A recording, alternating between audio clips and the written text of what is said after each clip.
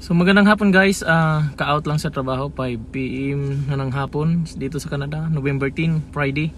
So guys, yung agency ko guys sa Pilipinas na nagpaalis sa akin dito papuntang Canada or slotted immigrant, marami silang hiring ngayon papuntang Canada. So ang mga hiring nila ngayon is hiring sila ng grocery clerk, hiring sila ng butcher, meat cutter, hiring din sila ng food production worker, tsaka carpenter, at tsaka hiring din sila ng kitchen helper.